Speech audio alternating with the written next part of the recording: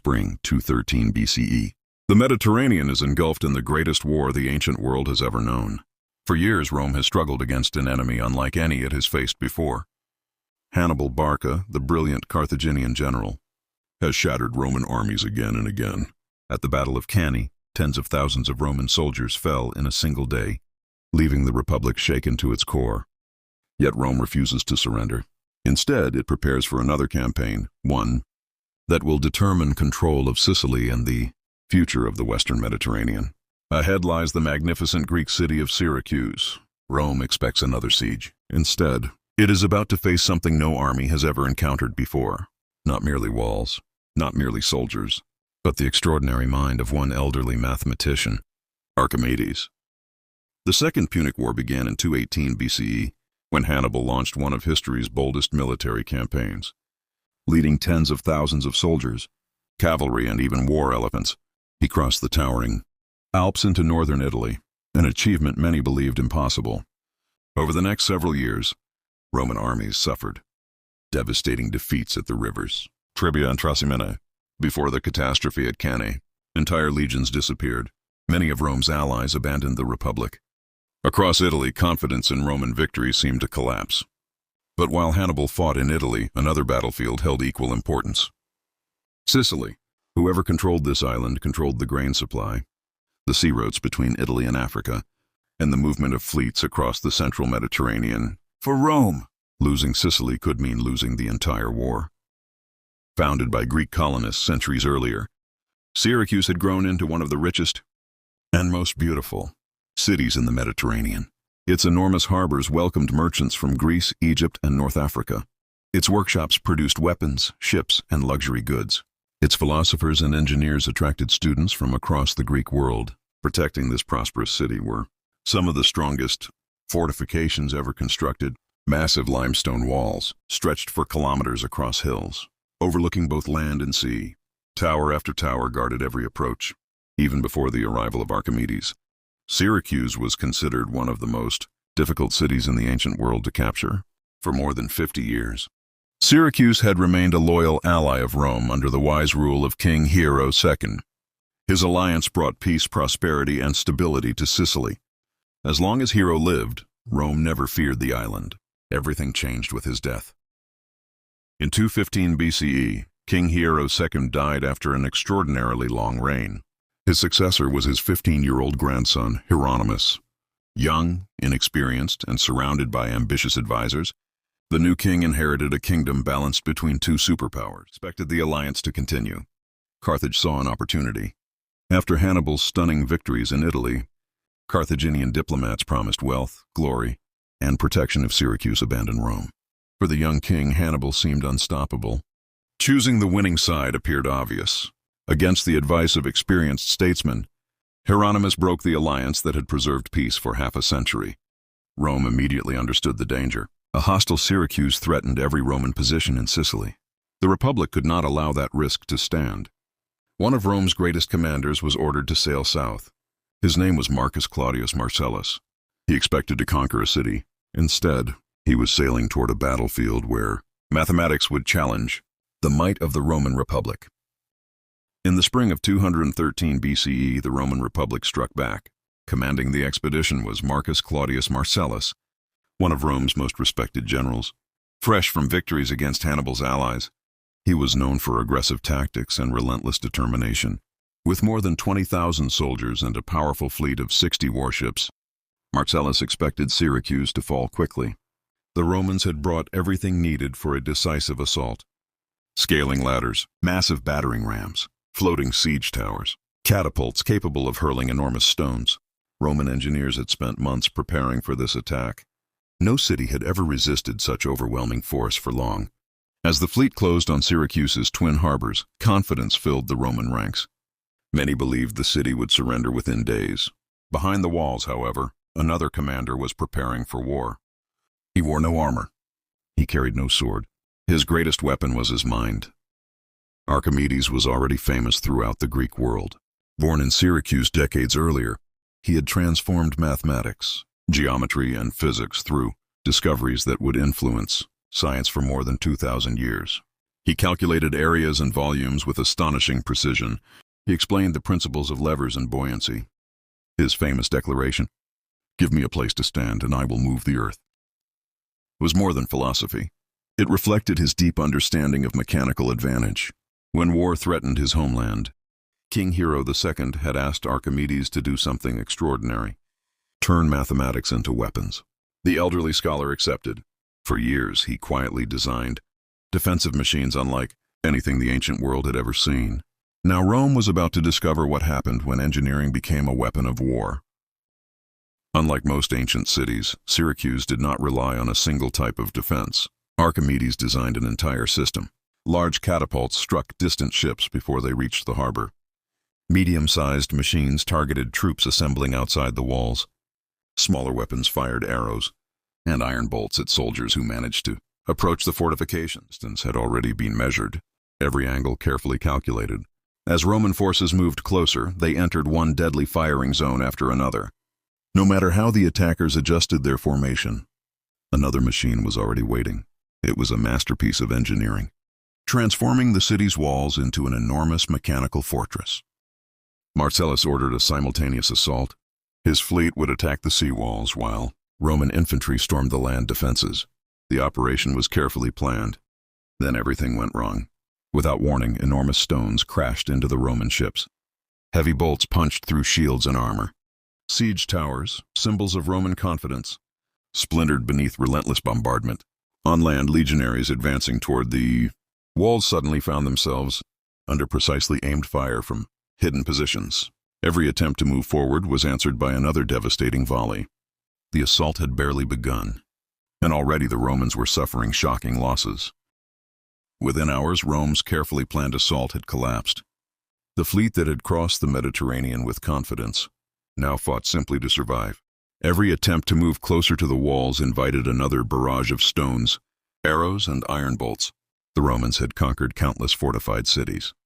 But Syracuse fought differently. Instead of exhausting its defenders in hand-to-hand combat, the city destroyed its enemies long before they could reach the walls.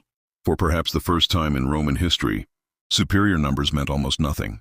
Engineering had neutralized military strength. Among all the stories surrounding the siege, none became more famous than the so-called Claw of Archimedes. According to later ancient writers, a giant crane equipped with grappling hooks reached over the city walls. When Roman ships came too close, the hook seized the vessel's bow. Using a system of pulleys and counterweights, the machine lifted part of the ship from the water. The vessel became unstable. Its crew lost balance. Then the crane released its grip. The ship crashed back into the sea, often taking on water or throwing sailors overboard.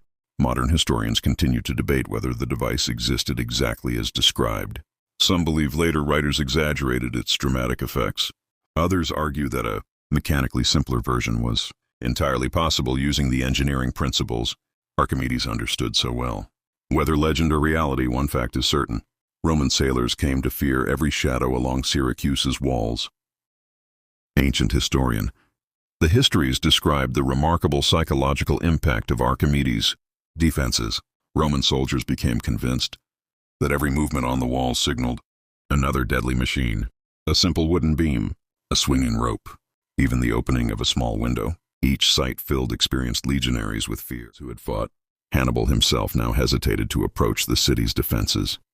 Marcellus reportedly remarked with admiration that he was fighting not merely against soldiers, but against a geometric genius. The siege had become something entirely unexpected, a contest between Roman discipline and scientific innovation. After only a single day of failed assaults, Marcellus accepted a painful truth: Syracuse could not be taken by force. No matter how courageous his soldiers were, every direct attack played into Archimedes' carefully designed defenses. Instead, the Roman commander abandoned the rapid assault. He chose patience. Roman engineers built fortified camps around the city. Warships sealed the harbors. Supply routes were cut wherever possible. The campaign that Rome had expected to finish in days transformed into a long and exhausting siege. Marcellus believed that hunger, isolation, and time would succeed where brute strength had failed. Yet Syracuse was far from alone. Across the sea, Carthage was already preparing a response. For Carthage, Syracuse had become too valuable to lose. If the city survived, Rome would remain trapped in Sicily. If it fell, the island and its vital grain supplies would belong to Rome forever. Carthaginian commanders prepared fleets, armies, and supplies to break the blockade. The siege was no longer simply a struggle between Rome and Syracuse. It had become another major front in the Second Punic War. Weeks became months. Months became more than a year. The Siege of Syracuse settled into a brutal contest of endurance. Roman warships maintained their blockade while legions surrounded the city by land. Every road, every harbor entrance, and every supply route was watched. Yet Syracuse refused to surrender. Its towering walls still stood. Its defenders remained determined. And although Archimedes' great machines were no longer firing constantly, their reputation alone discouraged another full-scale Roman assault. Both sides waited for the other to break first. Rome's greatest fear soon became reality. A Carthaginian relief army landed in Sicily under the commander Hamilcar, determined to save Syracuse. At the same time, additional forces and supplies reached the island, giving new hope to the defenders. For a moment, the balance of the campaign shifted. Marcellus now faced enemies both inside and outside the city. If the Carthaginians broke the Roman blockade, Syracuse might survive. Rome could lose everything it had invested in the siege. The campaign had reached its most dangerous stage. But neither army would decide the next chapter. Nature would. The low, marshy ground where the Carthaginian army camped became a breeding ground for disease. Ancient historians describe sickness spreading rapidly through the camp. Fever swept through the ranks. Commanders fell ill. Entire units became too weak to fight. Without a major battle, the relief army began to collapse. Thousands perished. Within 18 exhausting months, chance finally favored Rome. Ancient sources report that during a religious festival honoring the goddess, Artemis, many defenders celebrated late into the night. Some guards abandoned their posts. Others, exhausted by months of siege, lowered their vigilance. Roman scouts noticed the unusual quiet along one section of the city's defenses. Marcellus acted immediately. Under the cover of darkness, a carefully selected group of legionaries approached the walls carrying ladders. No trumpets sounded. No battle cries echoed through the night. Only silence. For the first time since the siege began, Rome had found an opening. Before dawn, Roman troops stood atop the walls of Syracuse. The defenders were caught completely by surprise. Gate after gate was opened from within. Legionaries poured into the city. Street fighting erupted as Syracusan soldiers desperately tried to contain the breakthrough. After resisting Rome for nearly 2 years, the impossible siege was finally coming to an end. After more than 18 months of resistance, Syracuse could no longer hold. Roman soldiers pushed steadily through the city's districts, overcoming isolated pockets of defenders. Some citizens surrendered. Others fled toward the remaining fortifications. A few fought until the very end. The city that had once been the greatest Greek power in Sicily had finally fallen. Marcus Claudius Marcellus entered Syracuse not as a destroyer, but as a conqueror who admired its beauty. Ancient historians record that he looked upon the magnificent city with deep emotion, recognizing both the greatness of its achievements and the tragedy of its defeat. Yet amid the victory, one man remained unaware that the war had already been decided. Marcellus had given a remarkable order before entering the city. Archimedes was to be captured alive. The Roman commander respected the old scholar and wished to preserve one of the greatest minds of the ancient world. But war is rarely guided by perfect discipline. According to the most famous ancient account, a Roman soldier found Archimedes absorbed in a geometric problem drawn in the sand. The soldier ordered him to come immediately. Archimedes reportedly replied, "Do not disturb my circles." Whether those were his exact words will never be known. What is known is that the soldier, either in anger or confusion, killed him where he stood.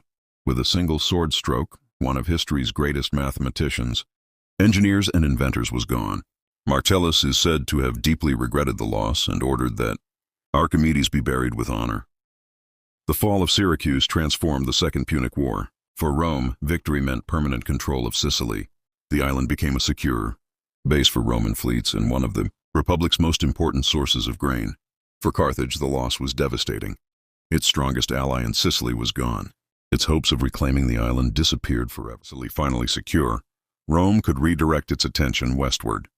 Across the sea in Spain, Roman armies had suffered devastating defeats. A young commander was about to take charge, His name was Publius Cornelius Scipio. The victories he would win there, and later in Africa, would eventually bring Hannibal's long campaign to an end. The Siege of Syracuse was more than a military campaign. It proved that knowledge could challenge overwhelming force. For nearly 2 years, one brilliant engineer helped a single city withstand the most powerful army of the Roman Republic. Some stories, like the legendary Claw of Archimedes, remain debated by historians. Others are firmly supported by ancient sources. Together they remind us that history is a blend of evidence, interpretation, and enduring legend. Although Syracuse ultimately fell, the ingenuity displayed during its defense inspired generations of engineers and scientists. Today, Archimedes is remembered not for the city he could not save, but for the discoveries that transformed mathematics, physics, and engineering forever. The walls of Syracuse eventually crumbled, empires rose and fell, but the ideas of Archimedes endured. Sometimes the greatest weapon in history is not the sword, but the human mind. Next episode, Scipio's rise in Spain, the young general who changed Rome's fate.